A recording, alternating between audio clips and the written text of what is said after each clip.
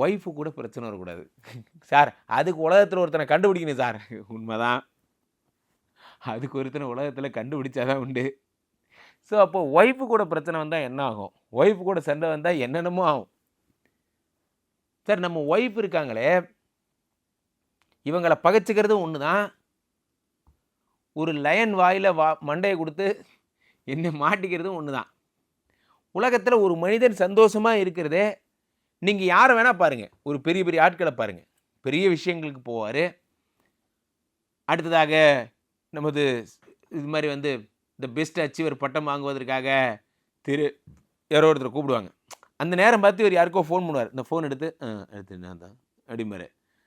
உடனே அந்த அம்மா அந்த பக்கம் இருந்து, all the best, all the best. கண்டிப்பா நீ தான் ஜெயிப்ப அப்படிம்பாங்க. அத நான் ஒய்ஃப்ன்னு சொல்ல வரல. பொதுவா சொல்றேன் நான். யாரோ ஒருத்தர்ட்ட இவரு ஷேர் பண்றாரு.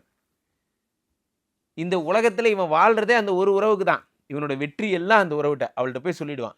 நான் இப்படி ஜெயிச்சேன், அப்படி ஜெயிச்சேன். நான் அத பண்ணேன், இத பண்ணேன். அந்த அம்மா என்ன பண்ணுவாங்க, ஓகே குட் பாய், குட் பாய் சொல்லிட்டே இருப்பாங்க. அதான் அவங்க வேல.